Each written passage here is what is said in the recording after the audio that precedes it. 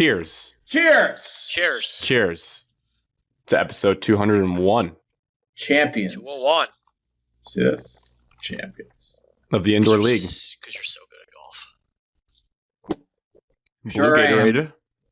Blue Gatorade Zero, and a little bit of water. Because you're weird. I'm drinking iced tea. I was Plain? drinking water, but now it's gone. Unsweet iced tea. From Arizona out of a jug. It's called Just Tea. 0 calories. That's a lie. I trust the label on the back. All right. It is Tuesday, February 25th, 8:59 p.m. Eastern Time, 7:59 p.m. Central Time. Pretty good show, I would say, for February, end of February. No. Kind of a dull time of the year. Wrong. I think it's a dull time of the year for Now, sports. Free agency starts next week. College basketball is not dull. I don't think it starts next week. The 4th. NFL free agency? Yes. No. Grant, yes. Grant thinks he's right about everything, so Stand by. let's see how this goes. Isn't it the 4th? March 12th. What starts the 4th? The league new Franchise year, maybe? tag. Franchise tags? Oh. You can start franchising tag people right now. Yeah. It's until you're the right. 4th? Well, the combine's this week. You. Yeah, nobody's participating because they don't want to get bad numbers. They're just going to do their human stat stuff, their pro days, so they make themselves feel better. Oh, 4 p.m. on March 4th is the deadline for clubs to designate their franchise tags. And then, Bummer. you can negotiation period. So maybe Oh, so you're that's right, when all Evan. the Maybe that's when contracts all the come out. news comes out. And then it's not Yes. official until the start of the new year on the 13th or 12th or whatever day that was. Shit. All right. Yeah. I you know what? That's more the league's Apologize. fault. It's more the league's fault for not. No. You say sorry to Evan. Sorry, you're right. Unofficial free agency starts. Negotiation starts. So we probably will get all the Schefter and Rappaport bombs, I think, that week. Another I like news. Tom Pelissaro guy. Yeah. He's good at what he does. He's almost too perfect. What's he hiding? I like when Peter Schrager just drops one free agent. Has no other news on anybody else. I feel that way with Jay Glazer. It's like he has like Jay one. Glazer doesn't know anything. Towards the end of the year and nobody's on it, and Jay Glazer just drops his bombshell of a news story, and it's like, is this real? And Jay Glazer's just like, yeah, that's real. The week when he was like, they might trade Kevin O'Connell. Like, teams have been calling about it. We're like, what? Yeah. Anyways. So, yeah, we'll talk a little bit about that. It's a good setup, Evan, for the Lions segment of today about free agency. Big will be college basketball. I was thinking of this. I would say if you asked us our sports, like in tiers of what we discuss and know the most about on the show, I would say NFL, college football, and college basketball are all tier 1. And then I would probably throw NBA and MLB 2 in terms of knowledge. And then I'll put NHL 3 just because I think Evan really carries the boat on that. But don't look out. Don't look now. I'm starting to get more into hockey, so we'll see. You and the rest of the world. 4 Nations hangover and the FSD 7-day free trial helps. Well, the Red Wings are not playing. No, down 2-0 right now. But Kaner made me take my pants off the other night. Text message, You can't all-time laugh text at your message. own text, Grant. Oh, it did make me laugh in the moment because I was just watching it, and it's just what I felt in the moment. It's what he did to the goalie. I kind of meant to say he took the goalie's pants off, but I ended up just saying he took my pants off. He deked me. Yeah, so we'll get into all that. A little bit of Pistons, a little bit of Red Wings as well. Obviously, Michigan State game and the fallout from that and how it sets up this next stretch. We basically have a full-on Premier League title race, but basketball version of the Big Ten going on, and I'm very excited about it. Just some great days of hoops coming up that will change each day. Stressful games during the middle of the week for the next 2 weeks for Michigan State, and I hate it. And a just blockbuster Sunday for our two teams, back-to-back windows Yeah. on CBS is going to be really, really good shit. It's just not fair. It feels like we won the Big Ten on Saturday, but we're not even close. It's just not fair. Then Well, Michigan gets to score 40 points against Nebraska and win. It's just not fair. We'll get to it, This Alex. Sunday we play back-to-back on CBS? Yes. Yeah, we're the first. state of Michigan. I hope... What's his name, Alex? Can you pronounce it for me? Spedro? Paradidis. Pedro. You combined them all together. Spiro Dides. Spiro. There we Dides. go. I hope he does our game. Oh, I wonder if he is. Or That would Ian suck Eagle if can he- do our game. All Those two. right. Before sports, Alex, what's new with you? Any news and updates for the group, for the listeners? No. I don't have anything. All right. Evan? Busy week. Basketball boys JV basketball season's over with. End of the season on a win last Thursday. Drove to a brand new high school I've never been to, never even knew it existed. Wyandotte Roosevelt. I saw that on your guys' schedule, and I did not know what that was. Downtown Roosevelt. This building looked like, you know what the old admin / like the old building across from the library looked like, Grant? Yeah. Picture that, but all like Spartan Stadium brick and a little bit bigger. That's what it looked like. Interesting. Yeah. Like this? Hour Oops, sorry. and a half to get there. Yes. Like just a big upright Yeah. building. There it is, right Looks there. like a law building. It looks like Roosevelt High School. court cases go on there. That looks nothing like it. It's more like the one on the far left with the sign in front of it. Grant. This. Yes. It's a great day to be a bear. That's what that sign Tough to do says. that on a Thursday night. Get home super late. How far away was it? It's about hour and a half, hour 15 Oh. for him to come see. And then Friday had senior night. That was good. Very good game against Springport. And now districts are going on this week. What is Springport? I don't think I know any of these schools. Springport Spartans.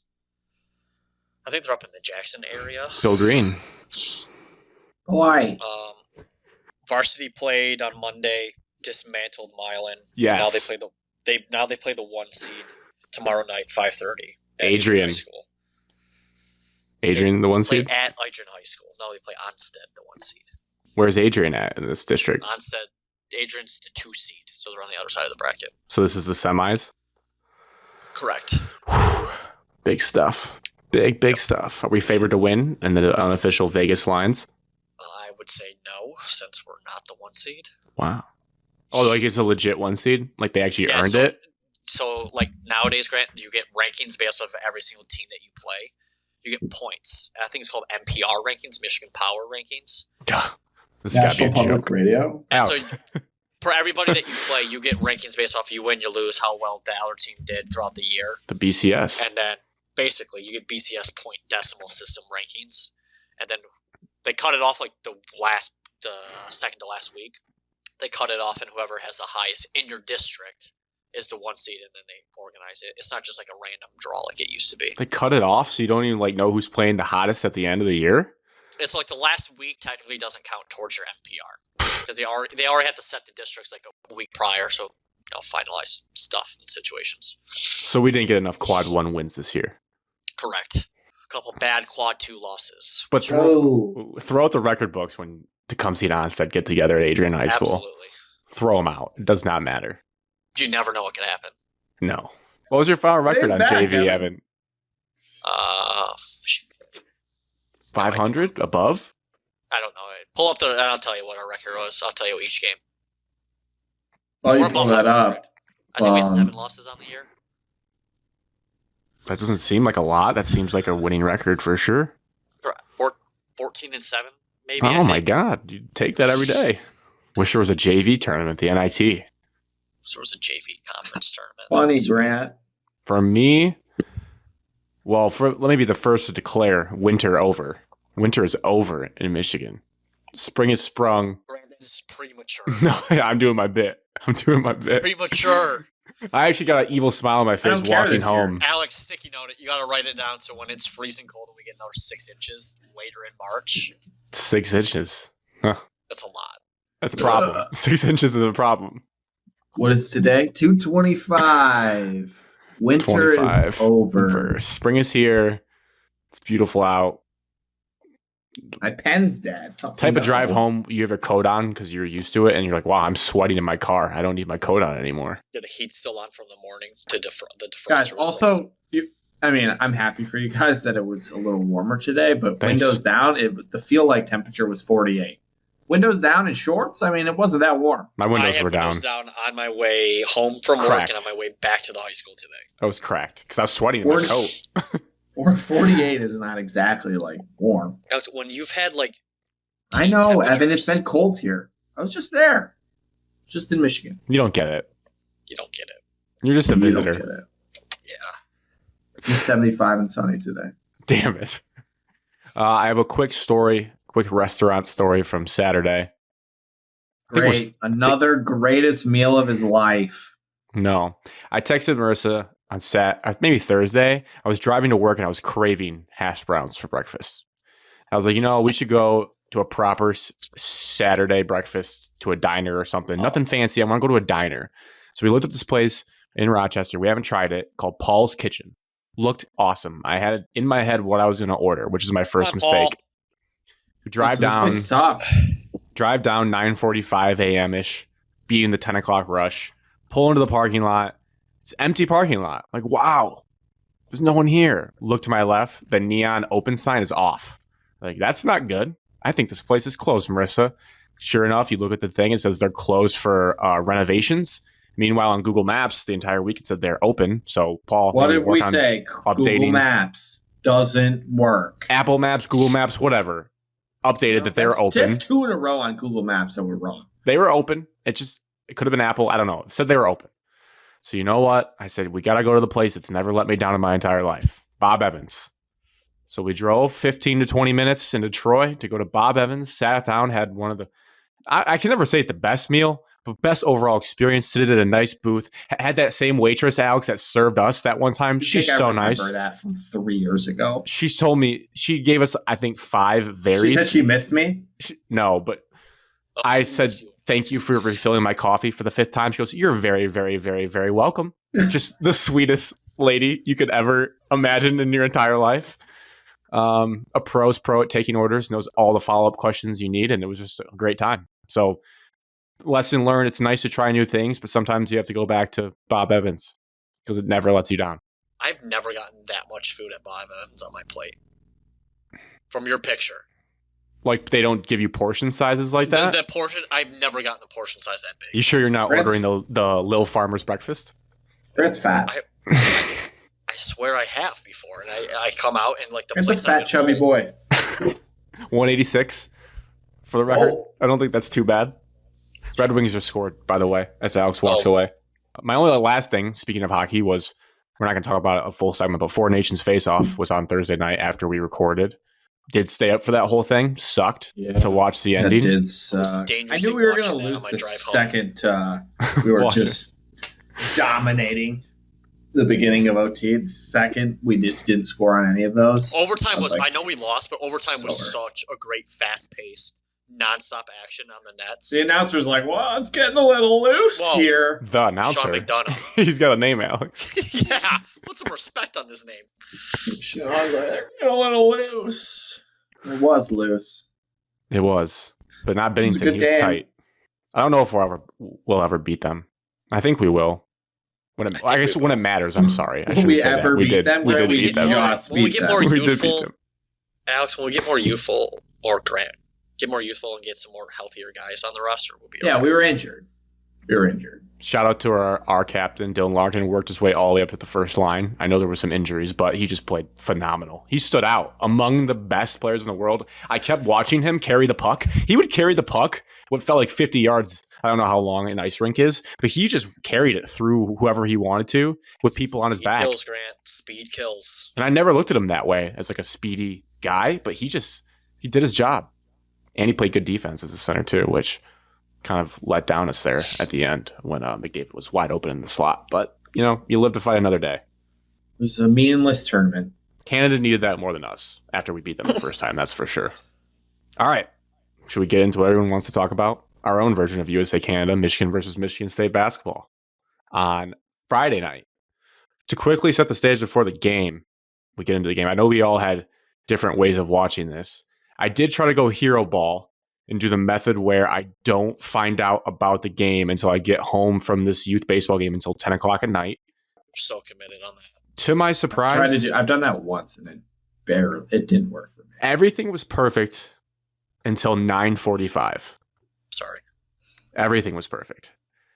I was panicked the whole time looking around at all the dads in the outfield watching this game. They were on their phones, but they actually were on the league's stat tracking app. So they weren't even watching the game. Yep. So they're on that. I'm like, I was like, that guy's got to be looking at the score. But what happened was Marissa's cousin, he was wearing a Michigan hat.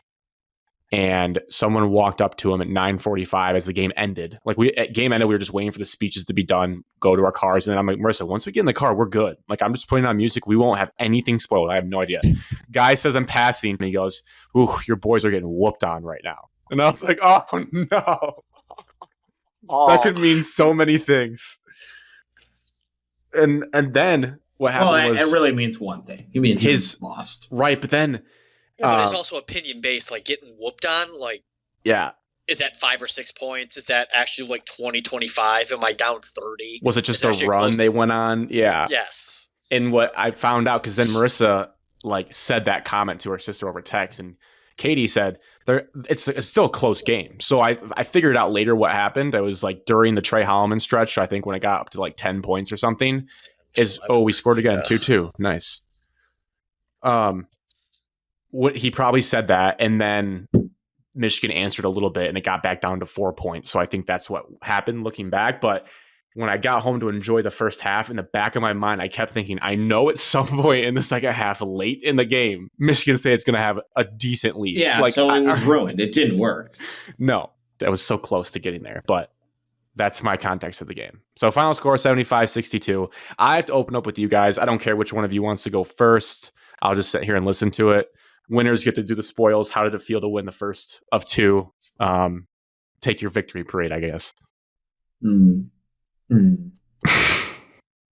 mean, you've been pretty respectful, so I don't feel the need to dump on you. I don't want to flaunt and gloat. It sucks because we play again. Pretend it's not me.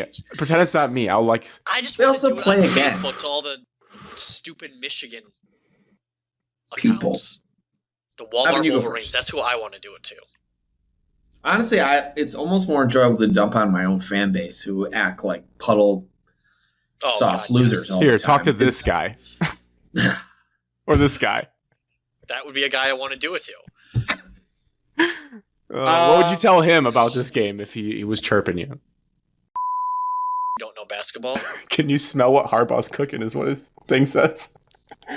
It's weird because, like, I don't hate Michigan basketball the way I hate Michigan football. I mean, I do hate Michigan basketball. Don't get me wrong. Like, I didn't like Jawan, the Jawan teams for the most part. Dickinson, like Phil, and like Michigan this year doesn't have anyone where I'm like, oh, that guy sucks. Like, I hate that guy. Like, I don't hate any guys. Well, I can hate Vlad. His stupid face. Sure, I guess, but it's not like grade A flopper. He hasn't been in the rivalry, and we've never played against him until Saturday, or Friday, whatever it was. I just hate the Michigan players that have no career afterwards, and they just are successful college basketball players. That's like most college basketball players. I just thought of like 5 off the top of my head. I mean, we have a lot of those too. Like, but South, I also agree, but I'm biased towards Michigan State. Like, South's only NBA career. Duncan Robinson, NBA career. Yeah, I mean, I Tim think Hardaway, NBA NBA career. Trey Burke, NBA career. That one team that lost to Villanova, they all played in the NBA. It was crazy. I was looking back at it. It was an NBA starting 5 that ran into a Villanova NBA starting 5, unfortunately. Hunter Dickinson playing for 8 years in college basketball. Like, now he's a big old loser, but Michigan fans didn't see that at the time. What about Eli Brooks? He was a good kid. Sure. All right. Don't care. I just, deep down, I always expected to win. Like, I don't know. It's because it's the first one. I get it. Most another game to be played. Like, game of the year. True. I knew Evan would find that stat. I had that bookmark for you. We could end up losing the next one, losing the Big Ten, and then that game will all be for nothing. So it's just like, I don't want another good stat for all the Michigan State fans. Every single year Michigan State has gone to the Final Four. They won at Michigan. That is a juicy stat. So basically, we're the barometer. That was a compliment to Michigan. We're the test. Correct. Sure.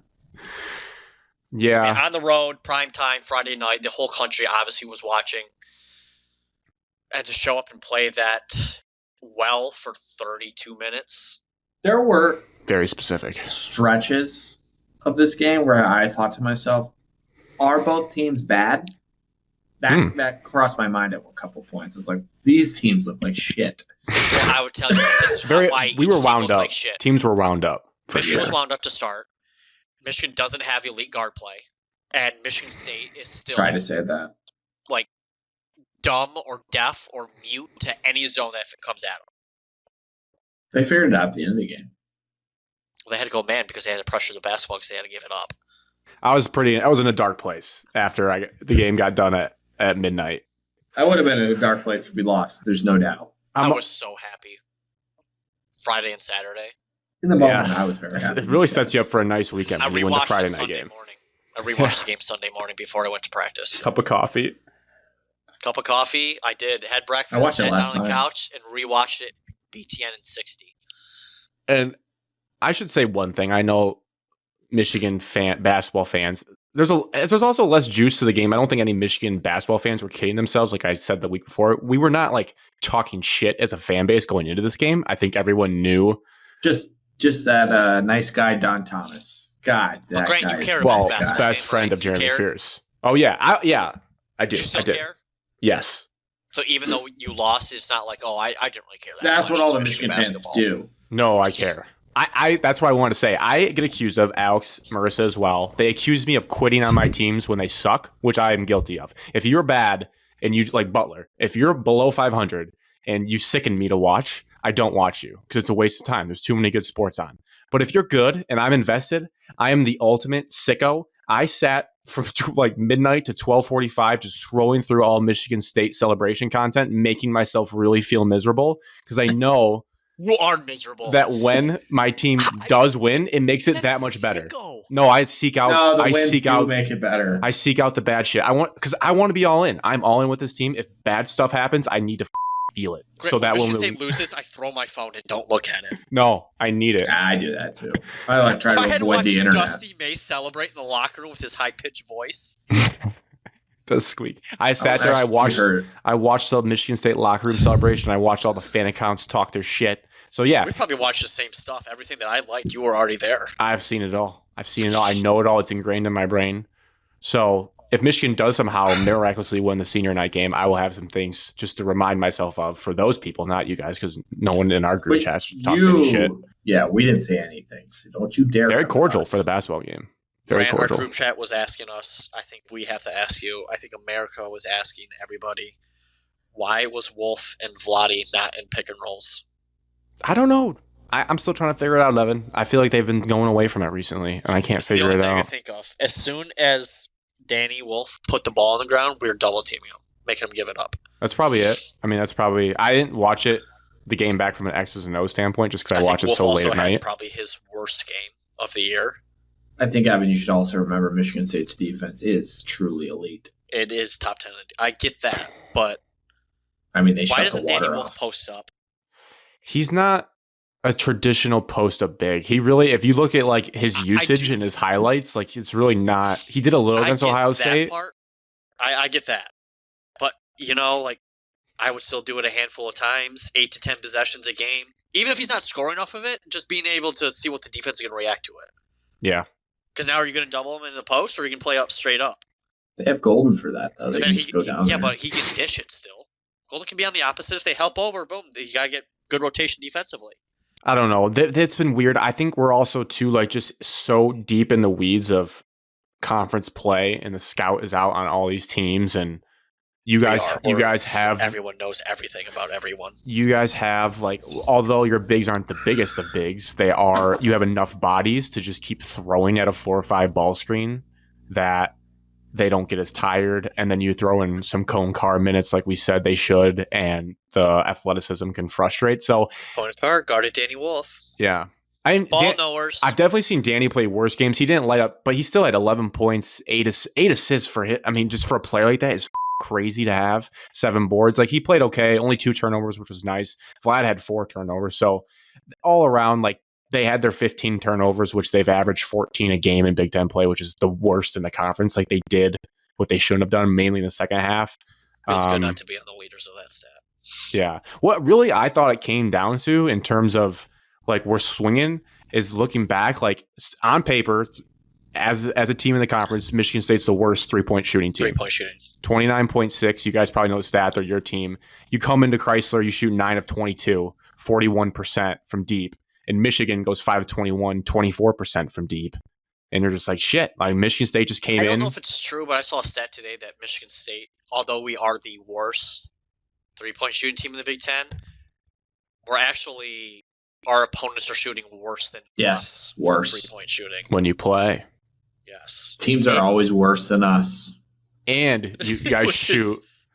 Remarkable. We don't shoot that many threes. You shoot the least amount. You know what you're not great at. You know your identity. We're top in the Big Ten, if not first, in getting to the free throw line and transition point. So that's where we make up it. Free throws in the country in free throws made. Top 10 in the country in dunks. Top 10 in the country in 2-point efficiency. So we have to be top. Don't need threes. Efficiency. But you got them, and I think that was we did pushed it over. Certainly helps. Yeah, certainly helps. I just think also Michigan State's guard play is significantly better than Michigan's.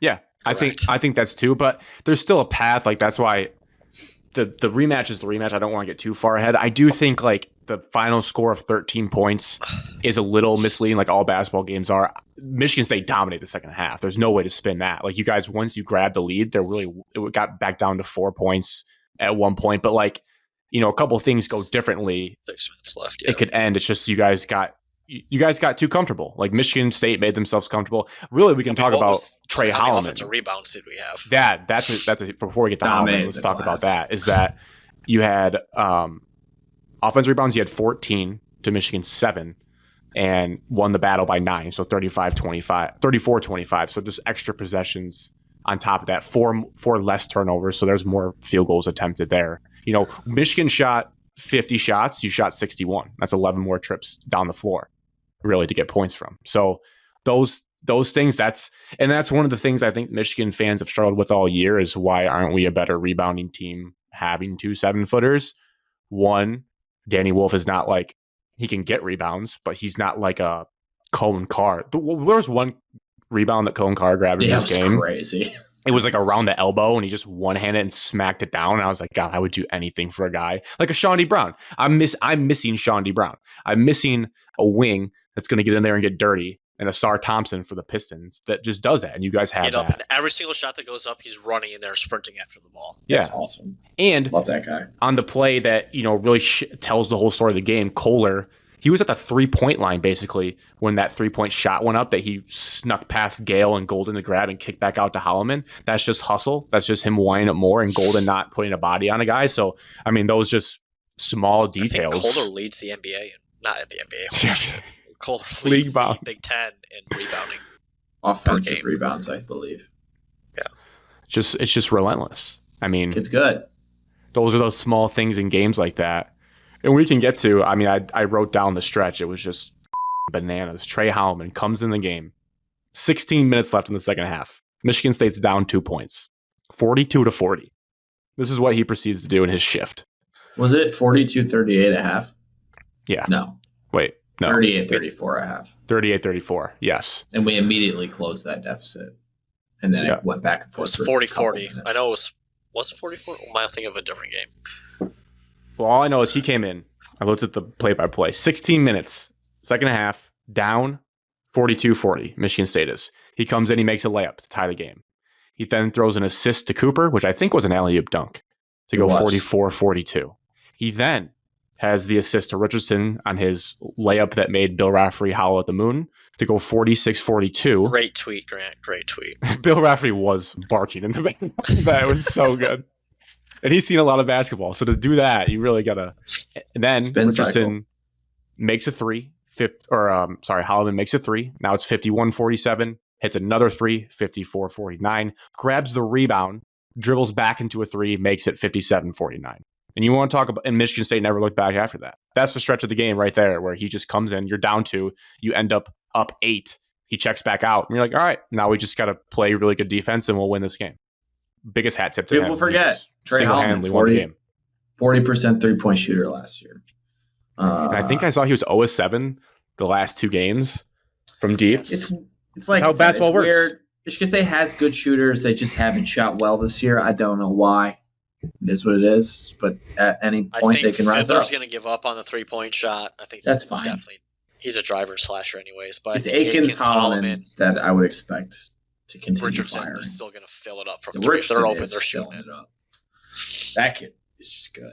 I mean, he's not a lotto pick. He should stay in college for another year. But that's false, Alex. I just read boys, he's projected at 10 now. He's projected at 10. He's got to stay. I had no idea how talented he was until Grant, after the Rutgers game, was like, "Oh, he's going to be a first-round pick," and I wanted to punch Grant through the screen. He's really good. I wrote a question for you guys. He has to go pro, right? No. Miles Bridges came back. He doesn't have to. All right, second one then. He's the best Michigan State freshman since who? Gary Harris. Well, Miles Jackson Jr. Miles Bridges. Those are 2 good names. Miles Bridges was like our leading scorer, leading rebounder, all as a freshman. Gary came back, so he was a sophomore. Gary came back for 2 years. Really good. Gary Jackson was like similar in the not sense come that back. they were. Or did he? Oh, I miss Gary Harris. I saw one tweet. It was like, Jaron wanted to come back, and that was one player that Tom said, "No, you have to go." Yeah, Tom didn't let him come. Well, he was a top 3 pick. Correct. I saw a tweet that said if Jaren Jackson was allowed 10 fouls per game his freshman season, he would have won College Basketball Player of the Year. But in his freshman year, he still does foul. Dude, oh my God, he fouled out like every game. All right. Okay, fun stat about Jaren Jackson before we go. Yeah. Okay, now that Wemby is not going to win Defensive Player of the Year, Jaren Jackson's probably going to win it, which will make him eligible for a Supermax contract. Oh my God, that's so sick. $350 million. He's an all-star. Memphis will because of not a blood give him. clot. The Pistons could get Memphis him. will not get him, so he'll become a free agent. So we let Memphis will walk. get him. Why would they not? Yeah, they would trade like Ja before they get rid of Jaren Jackson. 30 players in the NBA, probably. Probably on an all-NBA team this year. He for sure will be, I think. He's very good. He's very good. I 100% agree. Jaren is lighting it up this year. He was an all-star last year. Funny Jace Richardson comment from my viewing experience. He talks a lot of shit. Yeah, he should. He's got a dog in him. I was telling Marissa driving home. Maybe not driving home. Maybe we sat down. I was like, I am fine with Jackson Kohler beating me. If he scores 27 points tonight and that's how he does it, fine. I cannot, our game plan has to be to smother Jace Richardson. He's the best player on the floor tonight. He cannot. And he hit that step back 3 to start the game. Right away. And I was like, oh my God, I'm in Pants one. are off. That was the most sicko thing, is that you knew from the jump he hit that in rhythm, and I'm like, it's going to be a long night. He's not going to go away. He's probably going to have 20, and he did, and he just did stupid, amazing stuff all night. He's sick. I saw in the last 5 games since he started starting, he's averaging like 18. Florida just lost to Georgia. Wow, 1 seed race for us is on. Went out, we could be the 1 seed. Be a 1 seed. It could be one of Jace's plays. Another couple questions I had was, what was the most fun play of the game for MSU fans? Just a play, not a whole stretch. It's probably not fun, but it's just like stupid, and you love it that it's on your team. Is when Jeremy Fierce just absolutely whisked a basketball up at the hoop and just banks in a 3. I said dagger. That was the dagger I said for me. the same thing. That was 9 point. Yeah, at that point.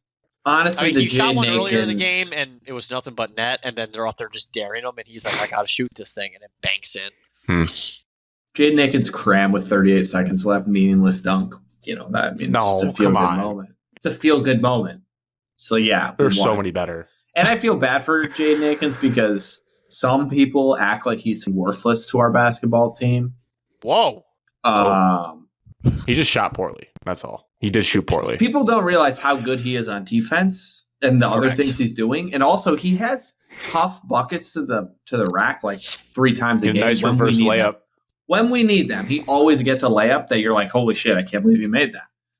Now, it'd be nice for him to do it all the time and be nice for him to make 3s, but he is an important player, and some people have been dumping on him quite a bit. Has Evan been doing it? Or is it just separate in the chat? Oh, okay. I'm a JA fan. I've been a JA fan going through a shooting day 1. People are like, yeah, he shouldn't play at all. And I just disagree. tough to It deal doesn't with. help that he is like a lefty guard that's come onto the scene and just is playing phenomenal right behind. Well, him. his stuff. He came back to play again, and he's And then not doing Jace as well. His became a sophomore, top 10 junior pick. year. You know, he's Your getting other outshined by a kid.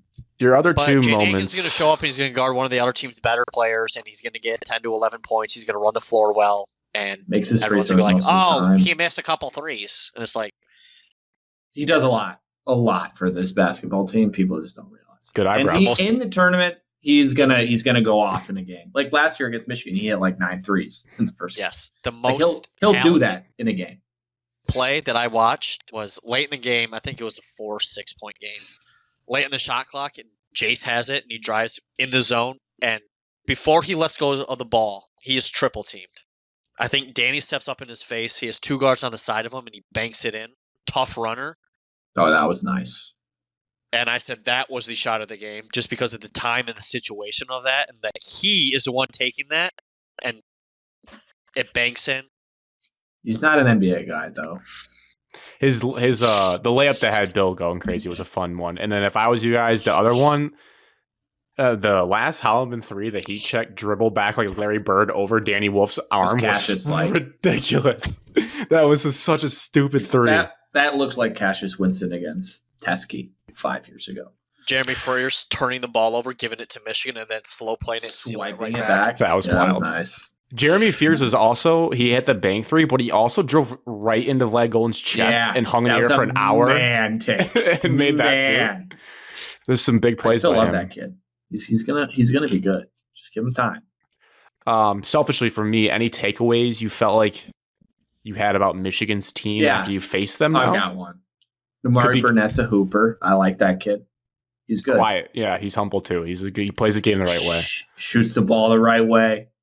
Roddy Gale's I would like to say that on record. That guy stinks, dude. Michigan fans agree with you, Alex. Trust me, that's all I saw. And then I watched him Twitter. against Nebraska too. I'm like, this kid stinks. I still don't understand his travel. I didn't slow it down, but that travel at the end when he went to the line, when he was in the middle of the paint or whatever, like at the free. I'm sure he did, but I didn't see it either. It didn't look like a normal travel. Correct. But he didn't get mad, so I don't Must know. have been. I don't know. He's just not very good. Alex, he airballed 2 threes, I think, didn't he? He's not good. Can we Didn't talk have a about good how game. good Robbie Hummel is too at calling the game? I said like 5 years ago that Robbie Hummel would be a great announcer. We did not say on it. 5 years ago. Yes, We were on Evan and it. I talked about it. We're like, dude, we just had Robbie Hummel, the player, and he On was the really BTN good. student broadcast. Yeah, dude, he's good. He was But he's good then. unbiased. He tells you how it is and what's going on and what the players are basically doing. It was a great crew between the 3 of And them. he was unbiased during we had him on Tuesday. We played It's Tuesday like against Purdue borderline last cheering week. for us against Purdue. And he was basically just shitting on Purdue. It was like, yeah, that's not the brand of basketball. He had no bias towards Purdue at all. Sorry, I know we want to talk about Michigan, but I just have to say one thing. One text message I would like to read. Let's see. Okay, got it. This was at the point of being down 16 to Illinois. The text reads, and I hope this person reaches out tomorrow when he listens. Not sure I'd pick us to win another game on our schedule. Whoa. That was the text. That was in our group chat. 7 days later, 3-0. I have a text from Alex, Friday. did you screenshot that? Oh yeah, I did. I have a text from a listener of the show from Friday. That's so far ago. God, we text too much in this I'm group going to chat. have to bleep out the last part of this double sentence here, but another game I wish we were tougher and Holy sh! Oh wow. Yeah, it's weird. On that note, like maybe I think Michigan's still okay. I'm bullish. I'm buying all the sell stock. I still believe in this. Okay, I found it. They got to get back. I know for sure. If I know basketball, I know one thing. They're going to hit 10 threes against Rutgers when they play. Like the roof is going to pop off of Chrysler because they've shot so bad like for the last month. It's got to all come back. I don't know. We thought that about Michigan State, and they've just been shitty all year at shooting threes. But we know how to win without them. Do you guys know how to win without them? Unknown. I found it out. I found it. I found who said that. Well, you guys are back. You're in the driver's seat. Yeah, we could lose the next 3, and then we'll have that conversation. 2 last specific plays in our game. I get to pick my most fun play for Michigan. This one made me kind of giggle like a schoolgirl. When Danny Wolf did the spinorama behind the back pass. That was nasty. And that was a Franz Wagner like throwback against Iowa. I was like, oh my God. The way he moved, I was like, that's crazy. That was nice. It was a nice move. That was cool. The stretch they played in the first half was awesome, and then just kind of slowly went away. So honestly, you take away a 15-0 run by Michigan, and Michigan State dominated that basketball game. Yeah, that didn't happen.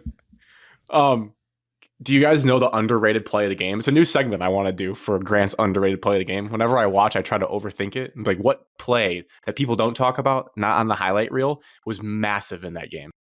Trey Holloman hitting a little free throw jumper to end the 15-0 run. No. Damn. You don't have to guess. It's very obscure. Our guy, the X Factor, Xavier Booker. Oh, I actually thought about that. 33 that was a huge moment. 33-25 in the first half. Michigan's still kind of just coming out of that run. He hits a three to cut it 33-28. Back into it. Yep. Didn't really do much wise the rest of the game, but the X Factor came in and banged a three to like kind of calm things down. Honestly, didn't really play because Carson Cooper's been good. Yeah, I'm glad we only let him on him too. I'm glad we only let him get one of those alley-oop dunks in this game, because that Purdue game, when you guys did that 15 times, was like, I cannot let this happen to me that often. Yeah, I saw the one tweet. It was like a picture of Cooper hanging on the rim over Golden, like screaming. Yeah, I saw it too, Alex. I saw it all. And it was like, who would have thought this would be the photo in preseason? Carson Cooper dunking on Vlad Golden. Who would have thought? Not me. I'll do 2 minutes on Michigan, Nebraska, because it was the worst basketball game I've ever seen in my life. Set the sport back. Set the conference back. Did you guys catch any of it? Really shitty. Oh, yeah. I didn't miss anything. I watched this is what I did. I was kind of tired last night, and I was like, oh, it's on. I was like, I'll turn it on, second half. Got to end of the first, and I saw the score was like 29-26 or something. And I was like, first half, whatever. I'll turn around the second half. Halftime, didn't turn it back on. I was like, I'll check the score. Second half. And I saw the score first before I even looked at the time. And it was like 40-39 at the time. And I was like, oh, not bad. There was 6 minutes left in the game. And I audibly gasped. I was like, there's no shot. This is right. Went to Stream East, turned it on, and I was like, yep, this is right. And I instantly turned it off. I was like, I can't watch this. You Stream Easted it? Yeah. It was on TV. I was laying in bed. Oh. This tweet from Ben Scott Stevens put it into the proper context. So he just lays out the points: 49 Michigan, 46 Nebraska. I'm reading that again, Alex, just in case people are listening. 18 of 61 from the field for Michigan, 29.5%. 5 of 27 from deep, 18.5%. Nebraska 16 of 62, 25%. 6 of 28, 21. In the shot clock era, which goes back to 1985, it's the only Big Ten game where both teams had less than 50 points, shot worse than 30% from the field, and 25% from three. So yes, when people say it's one of the worst games I've ever seen, you can trace it back thanks to Ben Stevens, statistically, how horrible that game was to watch. And honestly, the defense, like, they played hard, don't get me wrong. Two scrappy teams, I guess. There's a lot of open looks. Oh my God, we missed like 15 looks at the rim. And I was like, this is just absurd. I was laughing. There was one stretch, Michigan gets the gift of a flagrant one called on Golden, proceeds to miss both free throws, and then turn the ball over by stepping out on the inbounds play. Just give the ball back to Nebraska. And I was like, we're just going to lose this game in the Big Ten race. They called the flagrant foul on that, but they're not going to call a flagrant foul on a dude getting kicked in the nuts in the Indiana-Purdue game. Grant, I told you Indiana would win that game. The Indiana-Purdue one? Yeah. I bet Purdue because I was like, there's no shot Purdue loses 4 in a row. I said last week. I don't know what's going on. Indiana will win. But that was in my middle of my Sunday afternoon nap, and I took a nap, and Purdue was just flying high in the first half. I woke up and like did one of those like rub your eyes like fake cartoon things like to look at the score. I was like, "Are you serious? Indiana's winning right now?" Well, yep. That was me when Luka Doncic got traded. Work themselves right into the tournament. Indiana's not making the tournament. They're so bad. They're like last 4 in right now. They're back. No, they're not. That stretch. They are. When they went on with whatever their run was, because Assembly Hall is still awesome when it's going. That is so many good crowd pops in that stretch. I rewound it and I just watched like the 10 or 8 minutes they went on their run. It was awesome. theater. I'll say last thing about Michigan, Nebraska. I'm not taking any main takeaways like into next games. I'm throwing that one out, burning the tape. But I'm starting to think the whole follow-up 3 strategy might be a little bit riskier than... You only do it with like 5 seconds left. You don't do it with 20. Yeah, but what I'm realizing, though, is when you tell a huddle of 18-year-olds to 20-year-olds, hey, like, give them a little bit, but if they start to make a move towards the basket, you should probably foul them. Cheddar almost fouled? No, just when we fouled them, there was 15 seconds left in the game. We were up 3 points. They inbound the ball. Bryce Williams takes like 2 dribbles towards the 3-point line. Roddy Gale fouls him with 12 seconds left. Bryce Williams is a 90% free throw shooter. They make both. We're also only in the 1-and-1. So then we go to the line. They missed. Roddy Gale goes to the line, misses the front end, and Connor Essegian has the clearest wide open 3 of all of his life to win the game, essentially. Misses it, thank God. And then we almost give up another 3 to go to overtime. So I don't know. I cannot believe they got a look at the end. Let me just say this: if the team you're playing is if the team you're playing is shooting less than 30% from the field, I might just play it out. I would just play it out. Risk it for the biscuit. I might play it out. I may not follow up 3. That's Michigan State almost lost a game playing it out this year, though. Against who? North Carolina hit a game tying 3 to go to OT. Yes, they did. That's when I tweeted free basketball and got barked at.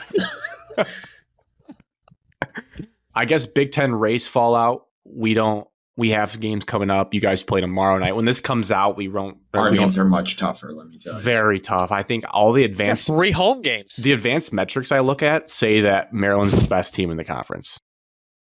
If you look at the computers, they love them. Maryland's starters score 70 points a game. 70 points. Not deep. Alex hates 9 That's deep number teams. 1 in the country. 70 points a game from 5 guys. But there's a handy graphic for those watching that I shared in the chat today. Yeah, it's just not fair. Like I said, it feels like we should have already won the Big Ten, but we didn't. The sequencing is awesome because now we just won. So now the Michigan State, you guys feel like you still need to be winning, and then we have to respond. If there's a game we're going to drop, it's going to be the one tomorrow. Because now if you guys win tomorrow, then Michigan's got to feel a ton of pressure against Rutgers. And then we play basically Premier League style on Sunday, and then it staggers again next week, and then it all culminates on March 9th. Yeah, Michigan's winning out besides their last game. So I guess. Is 5 losses still what we're thinking? Because that opens the door for the Badgers of Maryland to win out and still clinch a share. I've always thought 5 losses, but it might not be. It might be 4 if State just plays. Are you guys going to lose to Maryland? This is what's going to happen. That's a good question. I don't know. We're going to lose to Maryland. You're going to beat Maryland. We're going to beat Wisconsin, which eliminates Wisconsin. We're obviously going to beat Iowa, and then we're going to beat you guys at the end. But the last game will be for the Big Ten. It'll just be those 2 teams. So we'll both be 16 You'll and take 4, care of Maryland. We'll take 15. care of Wisconsin. We'll both be 15 and 4 going into that game. Yes. That's how I see it. Evan, is a 1-and-1 split this week for Michigan State a win? You take that if you were offered it right now. If you could avoid 0-2, would you take 1-1 right now? Yes. No. I don't know. I think there's a better chance of going 2-0 than there is 0-2. Hell yeah, Alex. Let's go. Talk your shit. Yeah. Tom Izzo runs this conference. I don't want to say I'm ever given up. Kevin Willard. They're going to lose. Tom Izzo is the godfather of the Indiana game's coming back to bite us in the ass. Oh, you can't play that game, Evan. We lost to Minnesota. We're still here. Tom lost that Indiana game on It wasn't purpose. at home. Yeah, but the ghost of Bob Knight just played some voodoo on you that night. You also, can't let that Indiana record be beat. is a tournament team. So. Nebraska may not be after last night. Nebraska may not be. Unfortunately. They're a 10-seeder, so. I don't know. I'm very intrigued. I think, though, Wisconsin's a wild card to me because Maryland has to play both of us. I don't see... Well, if Maryland goes 2-0 versus both of us, they probably deserve a share of the Big Ten. But Wisconsin, if they get lucky against you guys, the rest of their schedule's nothing. So they'll be sitting there with a chance. They just lost to Oregon at home. It's not happening. They're still one of the most efficient teams on offense. We are beating them. Defense wins championships. Our defense is good. Wisconsin should have won. They passed the ball in, and the dude kicked it out of bounds. Yeah. That was a crazy choke. All I had to do was catch it, and they would have fouled them. Huge, because they'd be in even more of the driver's seat right now. Fine. If we beat Maryland, we'll take care of them, and we lose to Wisconsin. We just have to beat you in Iowa, and we'll still win the Big Ten, and Wisconsin won't. Fran's So if anything, Fran's last game ever, probably. If we have to lose to a team, it would have to lose tomorrow to Maryland. You can lose one of the next 2 games and Correct. still If we win. lose tomorrow to Maryland, we just hope Michigan wins, so that way it would come down to the Michigan State game. Well, I mean, we have a 2-game lead right now, so we can against those teams. So we can lose to Maryland and win the last 3, win the Big Ten, or we can lose to Wisconsin, win the other 3, and win the Big Ten. We just can't lose 2 games. Can I lay out? I need win the Big Ten with a share. I need like those playoff Scenarios. scenarios. Like you could lose this game. What's your magic number? Yes, 2. If it's the last 2.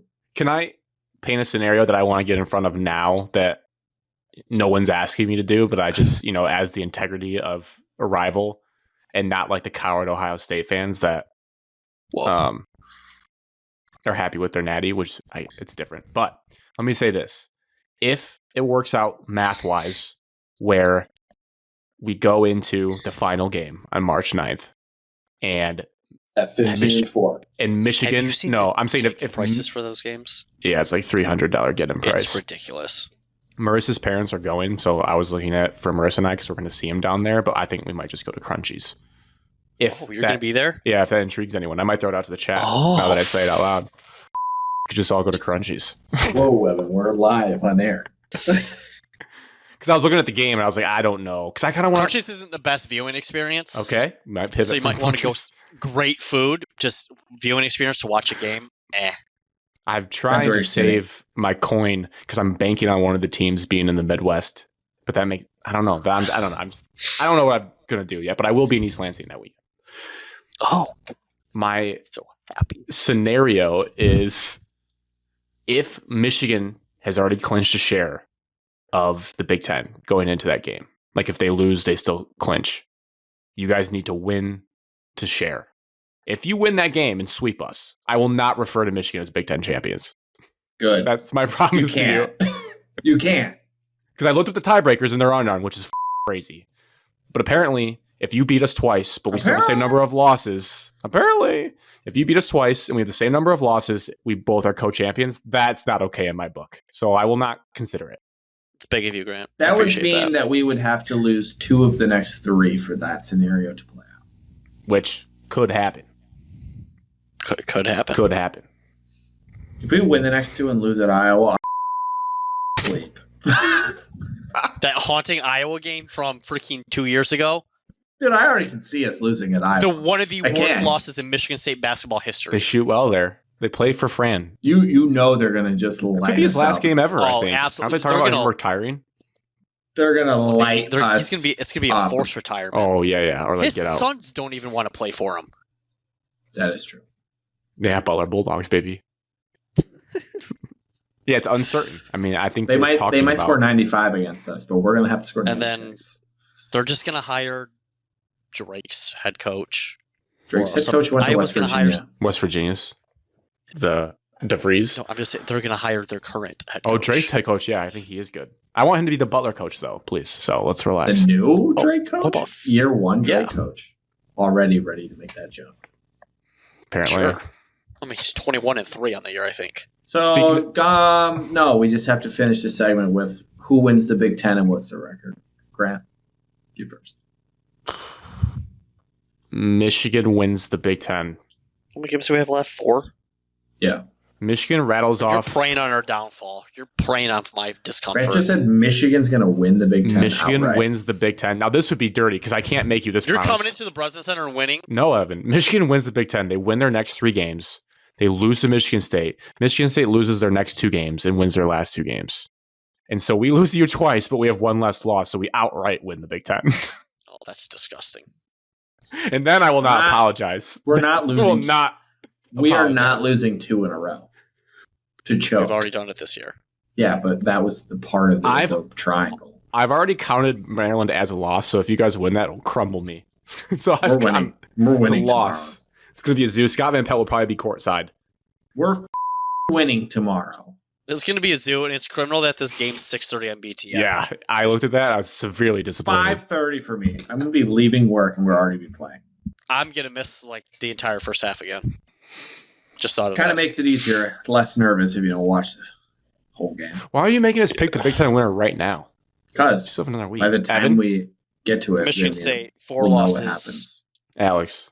So 3-1. So we're 16-4. Outright Big Ten champs. Good question. Outright Big Ten champs, Michigan State. Michigan State just wins out 17-3 Big Ten champs. I want the feeling of my balls in my throat before tip-off of the Michigan State game. Do you want it? I do not. All for the Big Ten. I do not. I want the Big Ten to be wrapped up at that point. I would be very curious to see Dusty's Alex, adjustments. we've gone through it multiple times. Yeah, it sucks until you win. And it was awesome to be there. I'm already going to have a stroke during March Madness this year. I don't need to have one in the regular season, too. That game, if Dusty were to somehow win that game, that would be like, I would just crown him right there because nobody wins. Alex, we there. left spring break early to get back to watch the Michigan State game. We need the Big Ten wrapped up before that game. One game at a time. Win tomorrow. Speaking, we talked about the Drake coach leveling up. Dusty's had quite the level up. He had some news this week. Alex, Contract. IU boy. What do you have to say now that Dusty got extended? 1-0 against Dusty all time. So, can't say I'm scared. I hope it's not a Mel Tucker situation. That's the first thing I texted. Everyone would say that. It's so lazy. I don't know why it got so brought lazy. up so much. Yeah, it's just we our did the same rivalry. thing. I will say, guy really fast after a little bit of success. Extension news before a big game never goes well. I felt bad about the game when that happened. It was a panic extension because they got rumblings and they got scared that they would lose them, so you had to do. Mel's extension was right before the Ohio State game, right? That is. I thought Purdue. I thought it was right after the Michigan game. Or no, was it up before Ohio State? It was right before Purdue. We lost whatever the game right after that. And people I will say though, this was a nice chart. I'm using a lot of this guy. I guess this guy's double. What'd you guys pay him? I didn't even look. He's top 10 in the sport now. 4 point something. Holy shit! Yeah, think about he wasn't making that much at FAU. He's had quite the rise in the last few years. Top 10 coach in the country money. Yeah.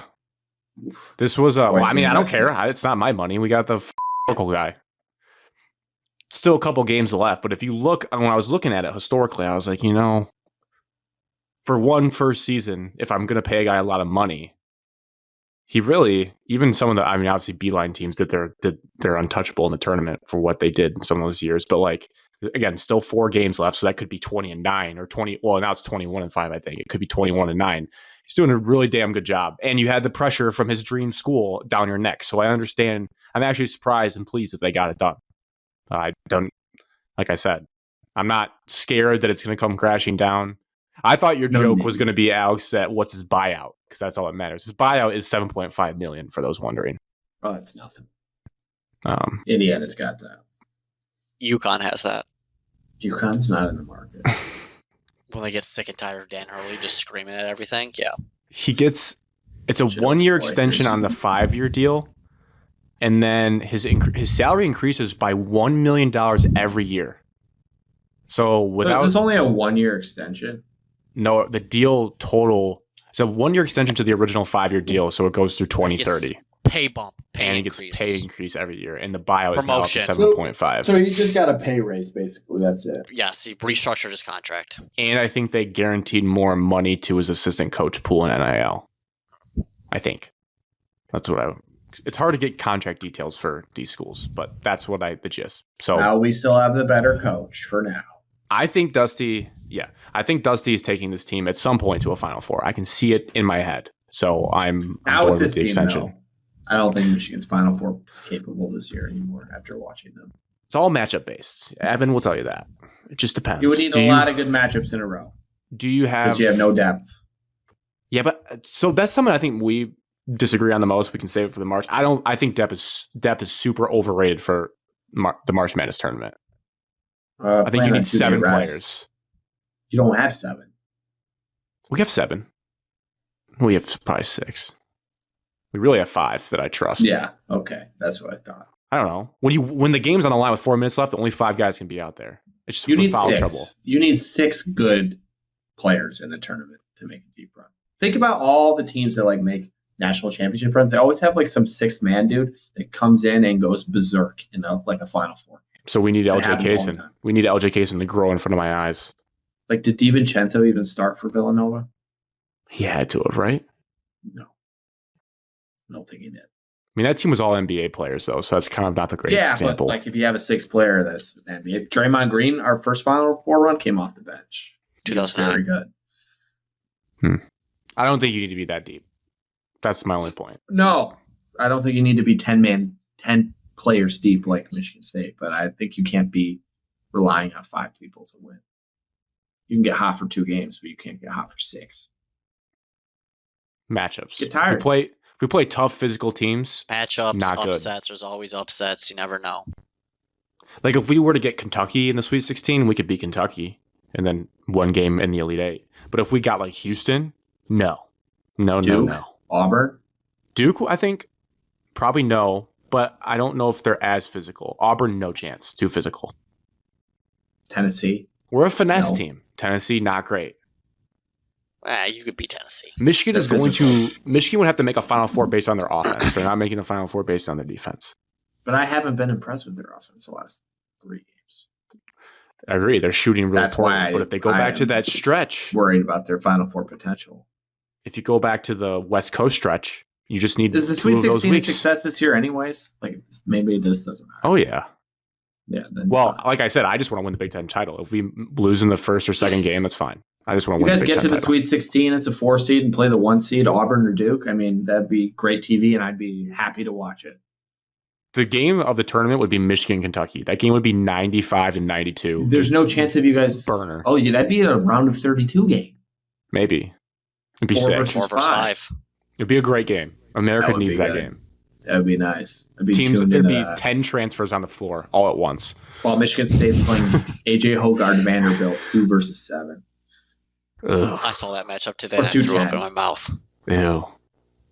You guys are a 2 seed right now? Bracketology with Bert? Yeah, Bracketology with Bert. You didn't pull it up? Joe Lenardi dropped his thing today. I saw he wrote a huge piece about Bracketology Matrix. Yes. That's what I go off We're to. at 2 or 3. The Bracketology Matrix is awesome. Shout out whoever runs that website. It's going to be hard for you to probably see the text. So I'll make it bigger. It's the second 3 at the moment, but an average. Just look at your average. But a 2.70. ESPN's not updated. And you play Wisconsin. So you bump them if you beat them. This is not updated. Bracket Matrix didn't update. When was the last time it was updated? Yesterday. It says on that website. They have ESPN as a 4 for us. That's weighing us down. Ooh, that's give me a Michigan Marquette. I think we would beat Marquette as a 5. Let's read one bracket and see if I think we beat any. Oh, you know what they're going to do, Evan? Bill Self's never been lower than a 4 seed in his entire career. Till this year. That's wild. You know what they're going to do, Evan? The same article. They're going to find a way to get this team to play this team in the first weekend. Sorry. Go ahead, go again. Kansas. Michigan.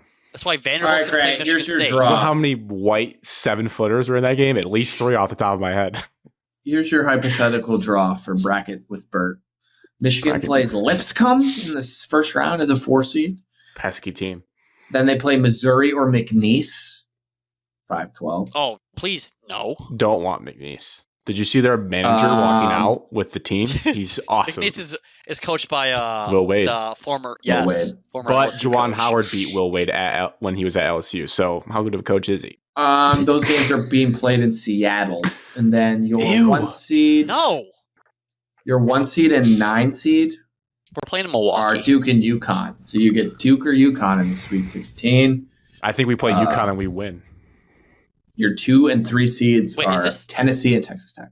This is Michigan. Is this Michigan or is this Michigan State? This is not. That's why I was wondering why your comment needs so much of. This is not your segment. Now, I got pissed off about the Seattle one. Now, Michigan State's Robert Morris, game 1 in Milwaukee, followed by Memphis or Vanderbilt. Already lost to Memphis this year. Oh, rematch. Memphis is good. AJ Hoggard. This is just writing it up. Memphis Sweet is good. 16 matchup. Kansas or Kentucky, if we get there. Rematch. Another team we lost to. I think would love to see the Kentucky game now. I would love to play Kansas. And then our 1 seed playing in Atlanta, and then our 1 seed playing in Atlanta, if we were to make the Elite Eight, the Auburn Tigers. Auburn So in they put Atlanta? Michigan Good night. Good Michigan night. State's got a fat alumni base in Atlanta, though. We could get a lot of people there. Dude, that fan base in Auburn is rabid. Yeah, their home games are a zoo. We would need Auburn's path. They would play Arizona and Oregon. Would have to hope they lose to one of them. Arizona could beat them. No, Caleb loves a superstar.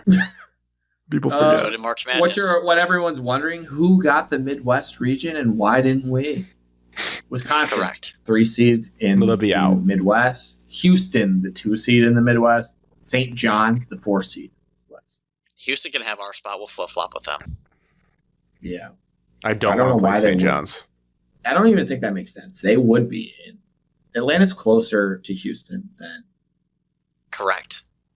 Indianapolis. They would swap those teams, in theory. You would think. Or Iowa State, who they threw in the West region in San Francisco, so it could be worse. Iowa State's probably not that far. All right. Switching to Lions football. Bracket with Bert, presented by Travago. Travago. We're going to do free agency primer since Evan kindly let us know that negotiation starts March 4th. So I'm going to let Evan have the first pick. Alex, you can have the first pick for the next one. This question, for those listening, we're looking at an ESPN list of all the Detroit Lions players that were on the team this year that are now free agents, right? Okay, so unrestricted, free agents. Anybody can get them. Our task, you can't overlap. Evan, you need to pick a name from this list that you would if you're Brad Holmes, you are BH in charge of this team. Who are you Come on in, gentlemen. prioritizing to re-sign from this list? I think this is an obvious. And why is it Michael Badgley? And it is Carlton Davis III. Secondary was our biggest issue last year. Do I think we're going to play the same amount of man? No. But Carlton Davis turned out to be our number 1 corner before he got injured last year, and I think that's a position of great need going into next year. Familiarity there with the coaching staff, and you need somebody to step up with a new defensive play caller. That's who I would take. Alex saw him have 2 interceptions in person. Fun fact about Carlton Davis III. Great pick. Is it my turn? He definitely is an obvious choice up there towards the top. Yes, Alex, your pick now. Between 2 guys here. I'll go with Kevin Zeitler will be my pick. Because you can never have too many offensive linemen. He was very good for us, despite what people. I mean, he just kind of goes under the radar because of the other offensive linemen you have. But he's a good player. He's a lot better than someone else from Michigan, Graham Glasgow. So I would rather have him personally. So yeah, my other potential was Derek Barnes, but because I like speed at linebacker, despite he tackles with no arms, but it's fine. One time, still not over it. I think that's a smart pick. I think in reference to the other guard on the team, I think Zeitler, when he got hurt, kind of hurt the whole line, specifically hurt Glasgow. I think when Zeitler was at his best and healthy, I think Glasgow is playing his best as well. So I think it's kind of lifts all boats. I don't know what's going to happen with our other guards. So I think as long as he's healthy and still ready to rip, I think that's a great one too, because the offensive line is the lifeblood of this team. So if you can keep that intact, which was really good last year, why not? Red Wings scored, by the way. We're up 3-2. Just erased a 2-0 deficit like that. On the road. On the road in Minnesota. Right in Colorado's face. I hope he's there at the Excel Center. I'm going to go a theme that will carry over into my draft talk. I'm going to go with Levi Onwuzurike.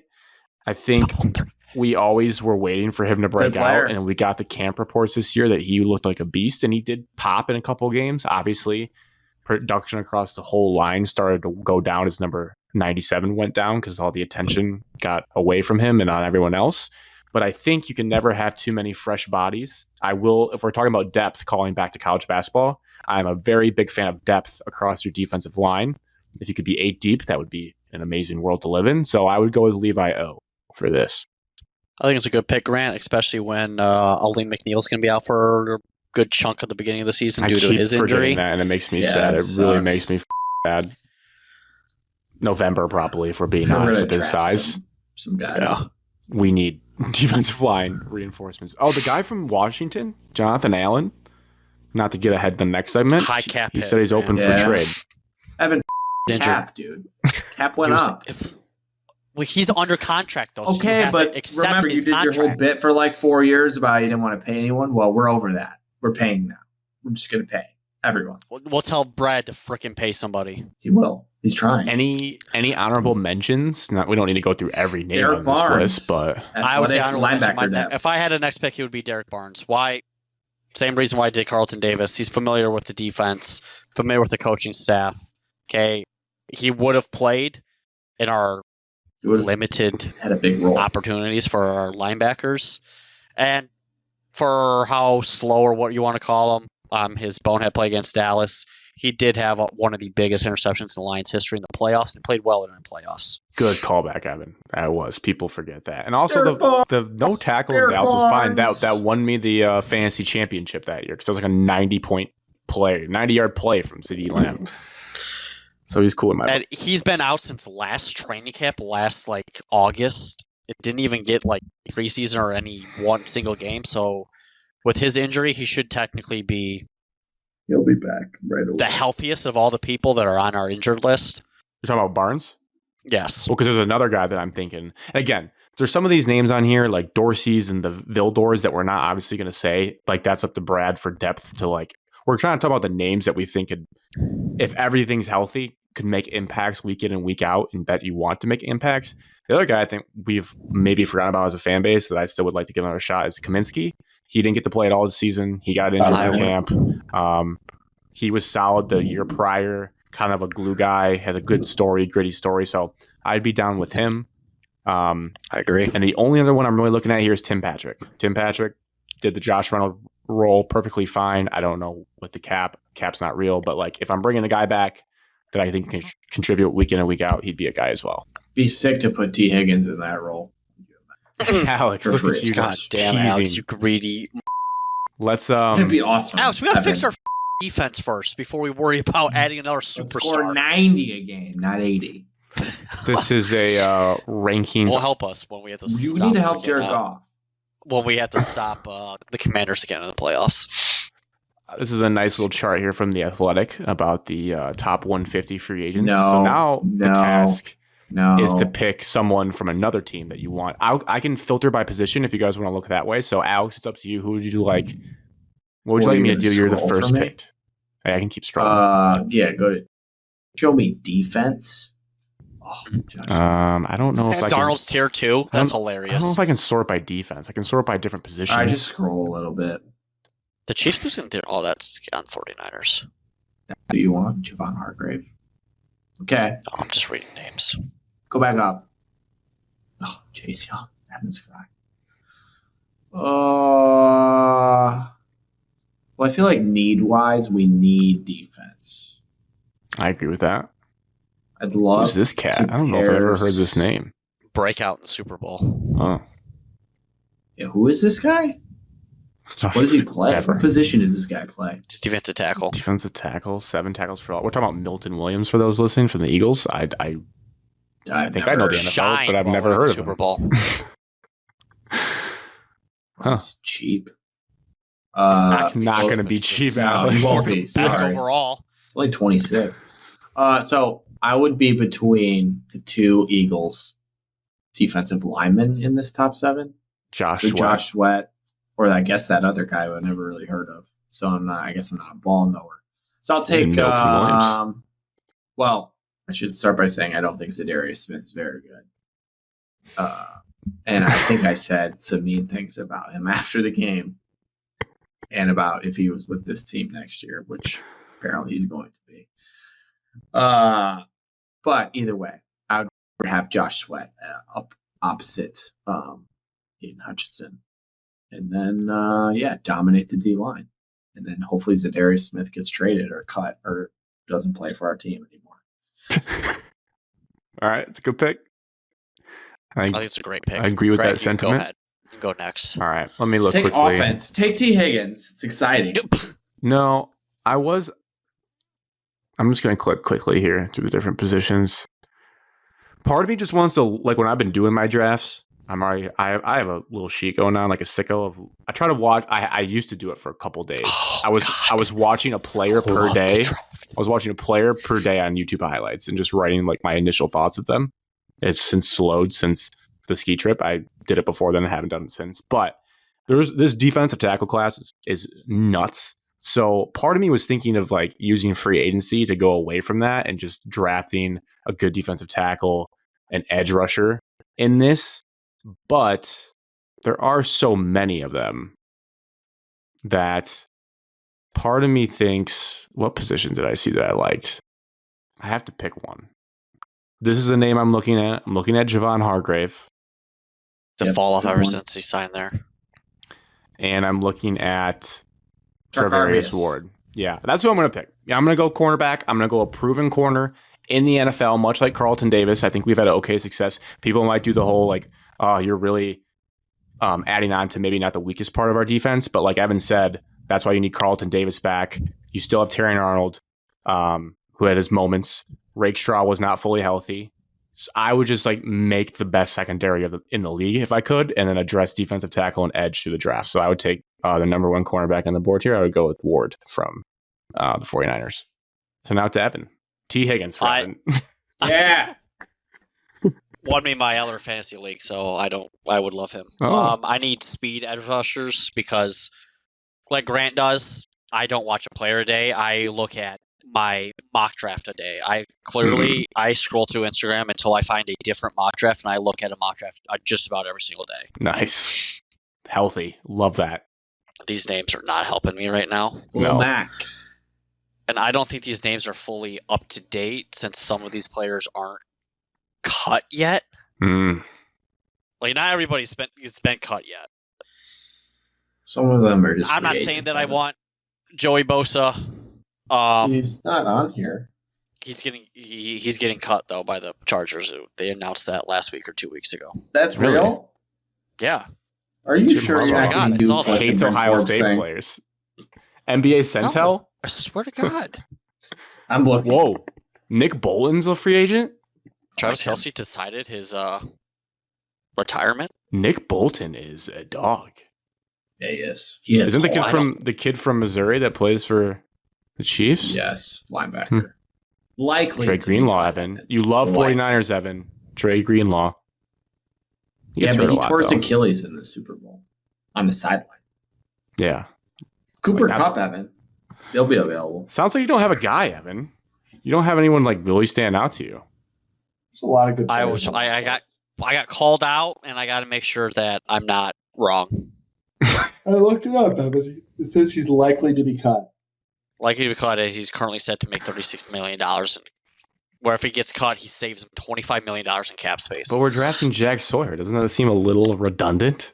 We have 3 white We edge could draft rushers. Jack Sawyer, God. but the top of the top tier. Now everybody's falling in love with the Marshall kid just because of the Senior Bowl, and he just ran over one defensive lineman or offensive lineman. Yeah, that was a guy. So I saw something today. I need to do more vetting. Mike Green's his name. Yep, there you go. Early draft talk. I watched his tape. He might have been one of the first guys I popped on. I've liked him more than everyone else I've seen, just for like what he could do for us. Wow. Apparently, not my boy. Easy Grant. Not my boy. Again, had to look into this further. I saw a tweet that gained a lot of steam with the link going to an article that he has multiple instances of sexual assault background. So I don't might be red flags are raised on this kid. Not a So culture fit. He's not a Lion guy. No, he's a Raider or There's another, the an Eagle. Tennessee defensive end prospect, I think Pierce Jr. Also problems. James Pierce Jr. Also red flags. Also a bunch of red flags. Now, beginning of the college football season, he was like set in stone, like top 5 pick. Now all the mock drafts, and I won't look at every single day, he is falling, dropping, due to what basically the top of the board's doing. But if this is the situation, I'm going to go defensive line. Grant, I'll go defensive tackle. I'm going to pick the Broncos defensive tackle, DJ Jones. DJ Jones. To help out DJ Reader, who only has 1 year left, I believe. But he's old. Correct. And we McNeil. need depth there Yeah. now more than ever. We got to be able to stop the run. With McNeil out for a while, this would be a guy, plug and play, get after it. Here we go. I like it. Why not just take Milton Williams? Poona Ford. Milt Williams is going to get paid due to one performance. Now, it was the biggest performance in the biggest game. So I don't want to do that overpay, overhype based off of one game. I think Jason Kelsey said on the Part of My Take podcast that Poona Ford was like the toughest nose tackle he ever went against because he was so short but so big. So maybe we just go Poona Ford. Oh, there we go. Value.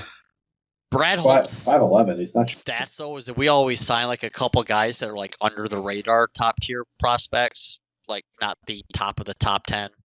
Like we get somebody that's like tier 3, tier 4. And it turns out to be useful. Yeah. We'll find someone good. I mean, last year we also we traded for Carlton Davis, right? Yes. Yes. So you might have one or two of those guys where we traded for Carlton Davis because he was going to be a cut casualty, and then the Buccaneers got something out of him, and we wanted to trade for him, so we won his rights basically. So I feel like we could do something like that again.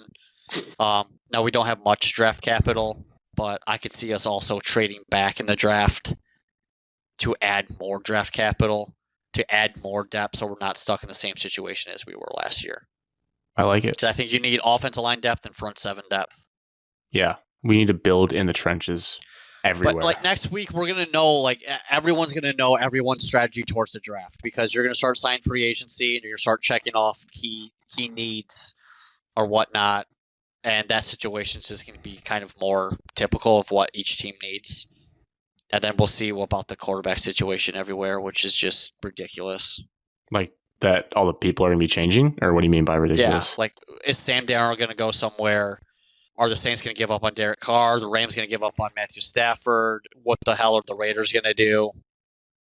There's some GMs and like scouting experts that say this draft class is nobody's worth a damn. Oh.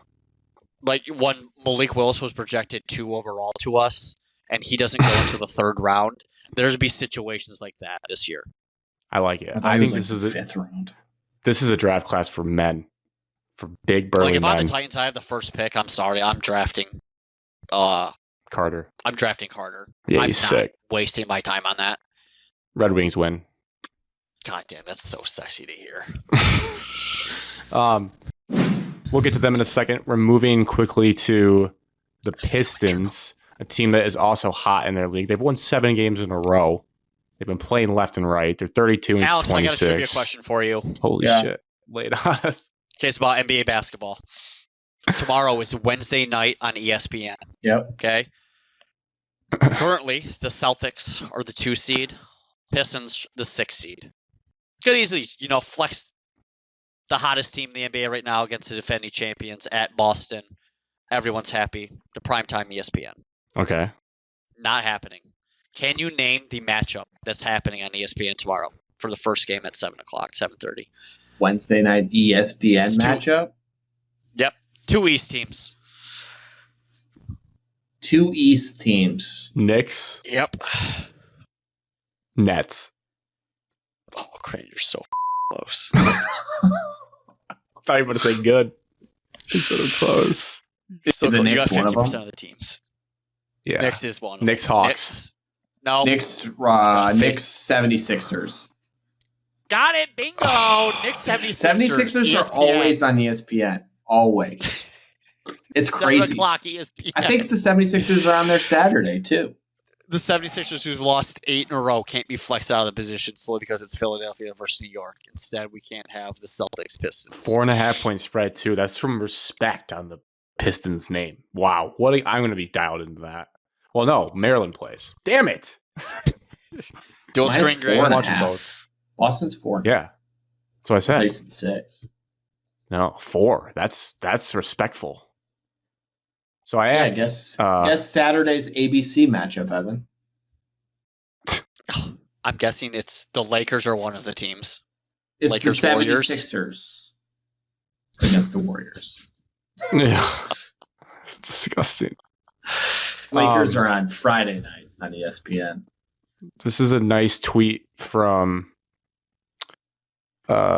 Keith Langlow, Pistons beat writer. Thanks, Keith. Since December 20th, before Christmas time, for those wondering, the Pistons are 21-9. Teams with better records since then: OKC 25-6, Cleveland 24-6, Denver 24-9. That is the entire list.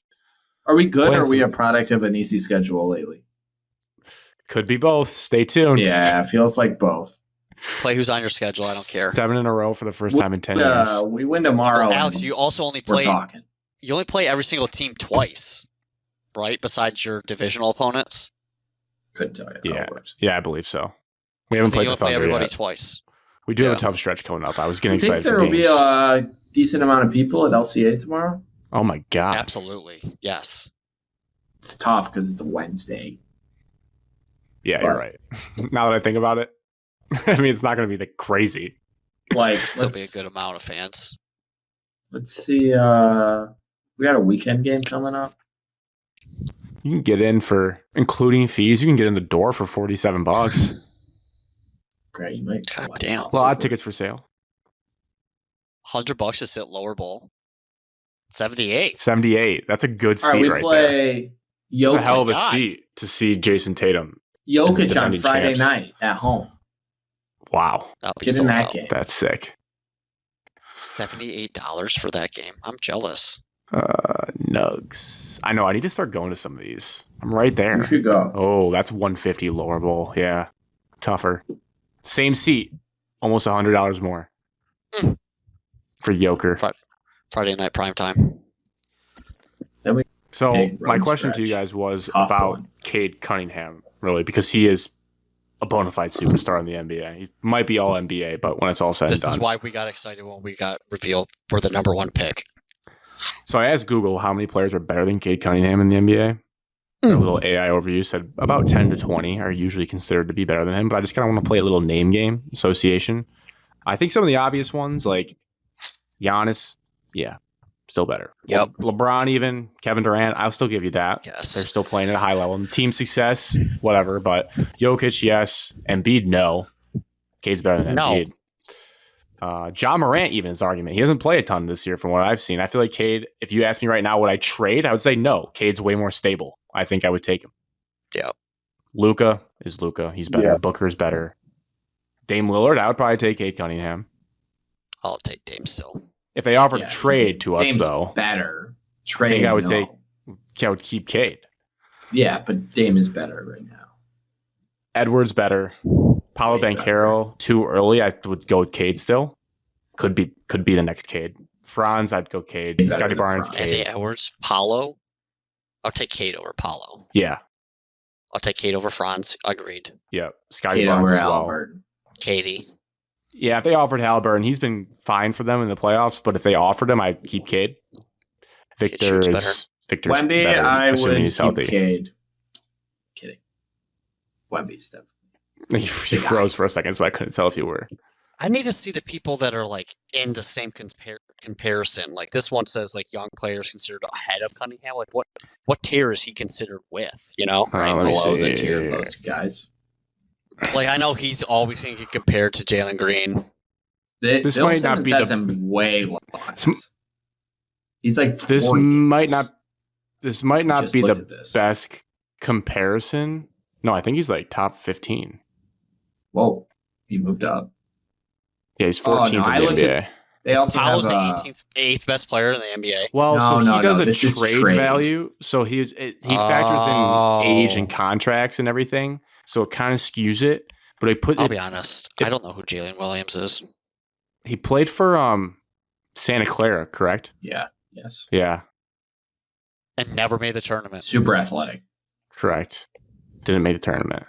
Play at Gonzaga, bro. If you're going The to Santa Clara, ringer, just play at Grant. The Gonzaga. ringer has a player rank. It's right there. It's in the middle. Oh, top 100 NBA players. Yeah, I have this Updated pinned at- was the last time? January 16th. January 16th. Yeah, so Alex, Kate- almost Kate- 2 months ago. Well, at least gives you an idea who's in Wait. there. Why didn't it search? Search on this page. All right, 28th. Oh, right by Dame. Dame right in front of him. I'm still taking Cade. I'm taking Cade over Trae Young. I'm taking Cade over Halliburton. I'm definitely taking Cade over LaMelo Ball. That's joke. Taking Cade over LaMelo. LaMelo's below probably all the guys. He is a child favorite, Grant. Just FYI. Oh, I know. Like the kids at middle school level is just like, yeah, dude, he's. Cade and LaMelo are the same age. That's really scary for the future of basketball if he's like their favorite player. Kyrie better. Still. Yeah. I would have Cade. I'm taking Cade over Franz. Me too. I love Franz. I'm taking Cade over Mobley too, but they're different. Different positions. It's weird. Mobley doesn't have the ball in his hands, but he does a lot at the rim. Weird comparison, but I would tell you this: if you just traded him now and like told Mobley to carry the Pistons, he wouldn't be able to do it. No, I'll keep Cade. Cade does everything. Your guy, Evan, Jalen Williams. I don't know who this guy is. A perennial all-star. Watch his highlights. I will not. Upside. Really good at defense too. He's really good at defense. Watch hockey highlights, Alex. That's what I want you to do. He's better than Sabonis. I like Sabonis is just tossed around. I like how De'Aaron Fox plays basketball. I like De'Aaron Fox. I can't wait for when Devin Booker too low. I bet Morant's dropped. I think he's down. I would still take Morant's still above Cade, though. No, not for me. Morant won MVP. I would like to see this updated now. I did say I wanted Paolo out of that. Jaylen Brown or Cade Cunningham? Cat is 13th. I guess he's still good. I don't know. Did you see the clip of him just screaming every single time he gets fouled, but it's not called? One of the funniest clips I've ever watched. Oh, Jackson's got to move up. I'm glad you saw the same thing that I did. It's hilarious. Evan, please send that if you see that. How am I going to find it? I'm going to find it. Up Cat on Twitter. My God, dude. It's one of the funniest videos I've ever watched. I watched it like 3 times. Oh my God! Like, bro's the sassiest player in the league. I would say, for the question, I say there's about 15 players that are better than him. That I would take over. 20 consensus NBA guy. Yeah. He needs to be up into 20. When did they update their trade value? About the 30th, January 30th. Jaren Jackson, top 12 in the trade value. Kid's a star. People have Paolo ahead of him. Paolo must be better than we think. It's fine. It's fine if he is, I guess. I love Cade. As we should.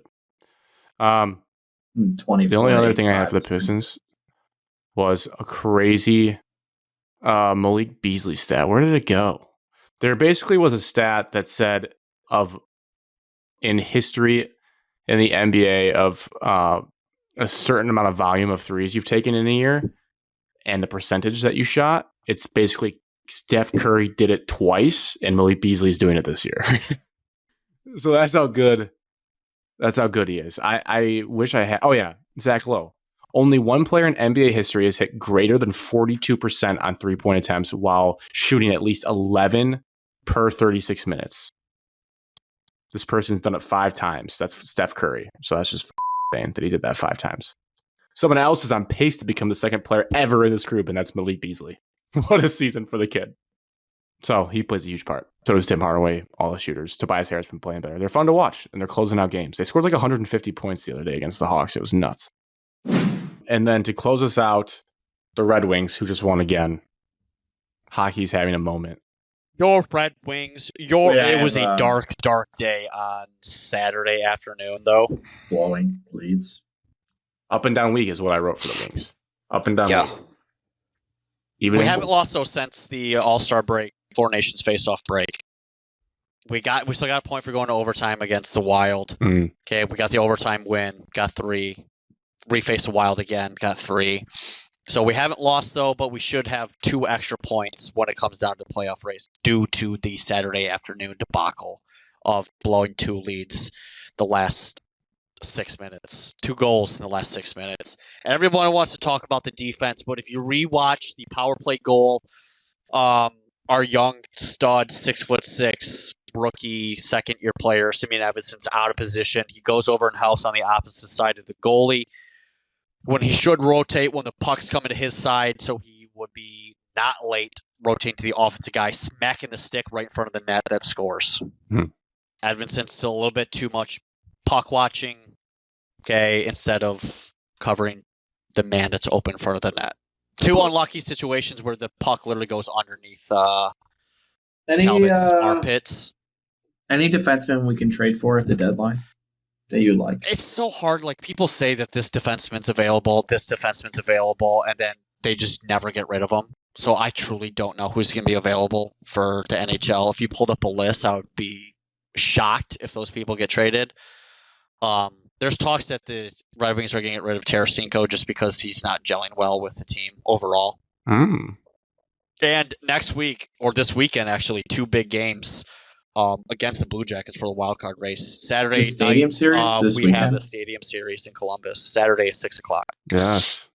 I heard So our next 2 games back-to-back are against Columbus. I heard we need to replace Kopp because he's out for the season. He hurt himself in a scrum against the Wild on Saturday. Tarasenko leveled a dude turning around behind the net, and they got all pissed off, and he went in there, and I think it's a shoulder or collarbone issue. I would like to keep Marco Kasper on the line with Larkin and Raymond. I think he's playing some really nice hockey. He had the pass to Kane to win the game. Wait, so we only lost 1 point, though, right, Evan, from that debacle of all the goals we let up? No, 2. Because if it was an outright win, you would get 3 points. I thought it was only 2. I'm probably thinking Big Ten or... No, you're thinking Four Nations. Four Nations. Yeah, because I saw hockey fans saying they like that system better. Yeah, NHL is 2 points for any win, no matter how you get it. So we lost 1 point. So we lost 1 point. Four Nations has the better system because I do like that you get an extra point for winning the regulation. 3 points. I think Big Ten hockey, after I had to watch our freaking hockey team lose 2 games this weekend, debacle, you get 3 points for a victory in Big Ten standings. This is... See, I'm going to be over in my head here, but this is apparently the Athletics hockey trade board. So I don't... Obviously, it's clearly everyone that's on bad teams. I got 3 players that the Red Wings This are is the guy linked we've to. been linked to, is Cousins. Yes.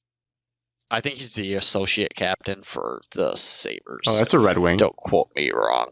He looks like a probably Wagner brother.